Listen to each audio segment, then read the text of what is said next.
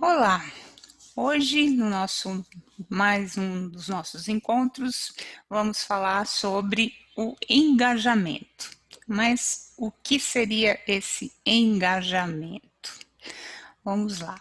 O engajamento nada mais é do que você começar a interagir com o seu cliente, né? Mas antes da gente entrar assim no detalhe de como fazer esse engajamento, preciso dar um passinho atrás aí para falar com vocês a respeito de onde vem esse conceito, né? É uma ferramenta dentro do inbound marketing. E aí, o que seria o inbound marketing? Nada mais é do que o conjunto de estratégias que uma empresa se utiliza para poder criar, né, compartilhar conteúdos que sejam orientados a um público específico, para atrair esse potencial cliente para o seu site ou seu aplicativo, enfim, para que ele comece a ter interesse por interagir com seus canais digitais. Quem são os seus potenciais? Para a identificação do perfil, né, de criar um persona, aquele personagem que é o seu cliente ideal, né, a quem você realmente vai estar buscando atender, buscando atrair para o seu canal. E hoje a gente vai estar aqui conversando sobre o engajamento, que nada mais é do que a sua, digamos, o seu esforço para tentar transformar aquela pessoa que é um simples navegador da internet em um potencial cliente da sua marca, do seu produto, do seu serviço. Bom, a Associação Brasileira de Agentes Digitais, que é uma associação, né, dos profissionais da área de marketing digital, trouxe alguns números aqui que vão fazer vocês se interessarem por essa estratégia de engajamento. Primeiro, ela custa 60% mais barato do que os métodos convencionais de marketing. Segundo, as empresas que se utilizam, né, de blogs e conteúdos relevantes, segundo essa estatística, esse estudo que foi de 2019 da Abrad, 50%, 55% de tráfego delas aumentaram por conta desses conteúdos. Outro ponto também que a pesquisa levantou foi que para as empresas que têm negócios B2B, né, o business to business, esse tipo de conteúdo, esse tipo de estratégia gera 70% mais oportunidades do que as ações de marketing convencional. Sem falar no retorno sobre o investimento, que comparado com as ações tradicionais, chega a uma média de acima de 200% de retorno. E também as empresas, quase 60% delas, relatam que os contatos com clientes, né, vieram 57, quase 60% dos contatos deles de clientes vieram através dessas publicações em blogs, enfim, os conteúdos direcionados para atrair esse público-alvo. Então, como vocês podem ver, essa é uma estratégia que atrai clientes, que, enfim, converte navegadores em clientes e que pode criar ou estreitar o relacionamento sem um investimento muito alto por parte da empresa. Então, é um caminho aí que, principalmente agora, nesses tempos de pandemia, várias empresas estão adotando essa estratégia para se aproximar mais dos seus potenciais clientes. Quais seriam, né, o passo a passo para essa estratégia de engajamento, né? O primeiro deles é coletar dados e monitorar dados. Isso o tempo todo, né? É o alicerce da estratégia, né? Aí, como você vai coletar esses dados? Através do navegador, né, da internet, você atrai aquele perfil que você identificou, aquele persona, oferecendo para ele conteúdos, né, que podem ser através de blogs, podem ser pequenos artigos, podem, enfim, música, vídeo nas redes sociais, e aí você vai, digamos, monitorando o que ele mais gostou, o que ele mais, né, o que atraiu. E em cima disso, você vai criando mais e mais conteúdos naquela linha para que você possa converter, né, aquela pessoa que apenas estava passando, né, pelo seu blog, pelo seu site, se torne, digamos, um frequentador assíduo. Né, ele comece a buscar sempre informação do seu canal digital, enfim, você como uma fonte para o conhecimento que ele estava buscando. Transformar ele nesse visitante, né, é a primeira conversão. E aí as estratégias, né, utilizadas são call to action, formulários, landing pages, que seriam, digamos, formatos de conteúdo em que você solicita que aquele cliente se cadastre para receber uma newsletter todas as semanas, enfim, receber algum alerta, participar de alguma pesquisa, enfim, você começa a provocar ele a continuar tendo contato com o seu canal. E a etapa de geração de lead, né, que será você realmente trazer ele para conhecer melhor o seu produto, a sua solução, a sua oferta, você começa a induzir ele a, digamos, através de e-mails, você faz alguma oferta, olha, receba esse e-book e, enfim, você vai ter a oportunidade de fazer um teste com a minha solução, com o meu aplicativo, enfim, você começa a criar um relacionamento com ele. E uma vez que ele adquira o seu produto, o seu serviço, essa relação não termina, né? Você continua fazendo novas ofertas, acompanhando como ele está utilizando o seu serviço, mantendo ele sempre atualizado em relação à área em que ele atua, enfim, e continua monitorando e melhorando cada vez mais essa troca de informação com o seu cliente. Então, esses são os passos principais para que você consiga conduzir uma boa estratégia de engajamento, né? Construir essa relação com o seu cliente. Bom, mas para você medir, né, você vai ter que criar alguns indicadores, você vai ter que monitorar esse envolvimento, até para você ter certeza de que o conteúdo que você está gerando é aquilo que o seu potencial cliente quer realmente receber. Então, existem algumas técnicas para você monitorar e fazer esse tipo de análise, né, por meio de uso de alguns produtos e serviços que as próprias redes sociais, muitas delas fornecem para você. Você pode, em cima dessas informações, criar, né, painéis para que você possa monitorar isso de uma forma, digamos, mais recorrente de acordo com a necessidade dos seus negócios, para que você não deixe aquele seu potencial cliente desistir, né, de acessar o seu site ou desacreditar das informações do seu blog, enfim, por conta de você não ter dado um retorno, né, de você não ter acompanhado o que ele reportou em relação ao conteúdo que você ofereceu e ter análises quantitativas e qualitativas contínuas em relação a tudo aquilo que você está ofertando para os seus potenciais clientes.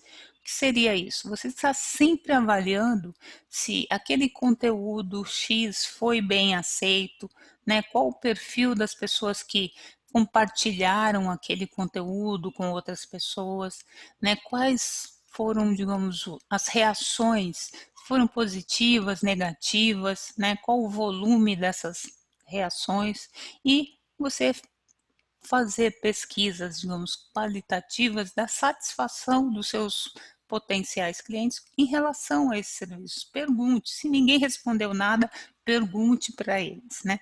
Vá atrás, tenta obter sempre esse feedback para que você possa melhorar cada vez mais e tornar essa relação muito mais próxima com o seu potencial cliente e mais ainda depois que ele adquirir um produto, um serviço seu para que continue sendo sempre seu cliente.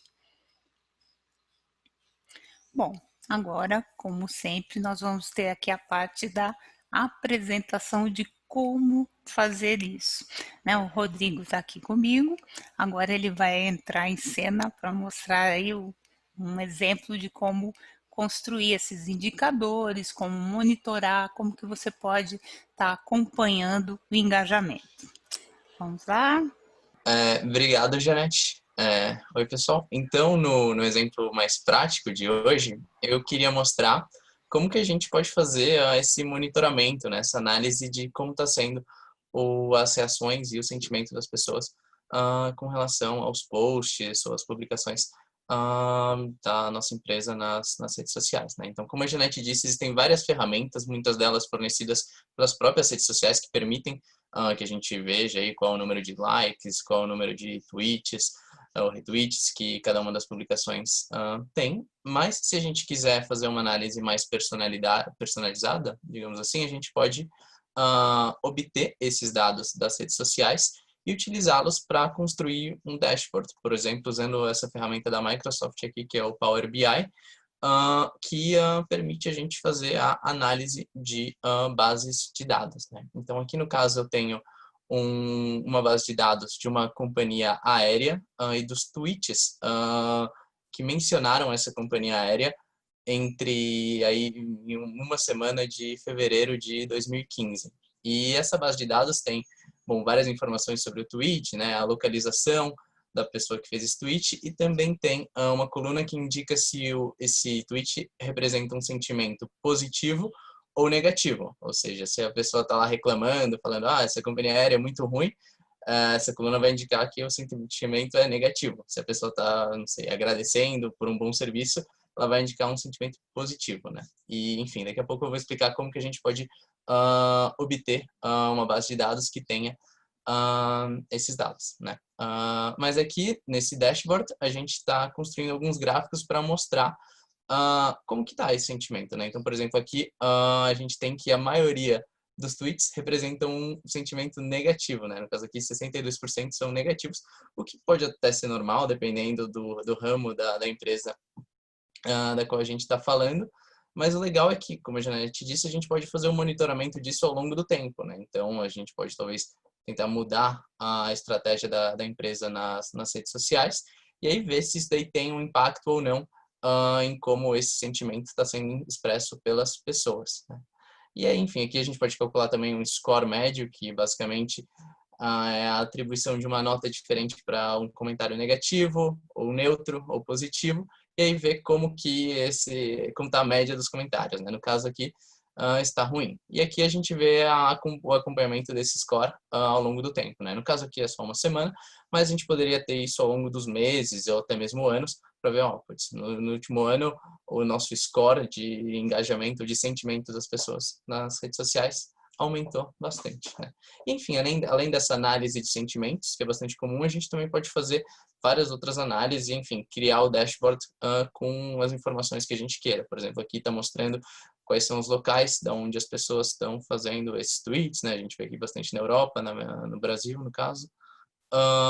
E, enfim, qual é o número de tweets ao longo do tempo, ou seja, quão grande ou pequeno está o engajamento, aqui também separado pelo tipo, né, são reações positivas ou negativas, né? No caso aqui, a gente vê que no final de semana acabou tendo mais um número maior de tweets do que durante a semana, e enfim, a gente pode ver esse acompanhamento durante. Esses dashboards que a gente pode construir, a gente pode passá-los para um formato de PDF ou PowerPoint, né, para apresentar, enfim, criar relatórios de negócios mesmo, né?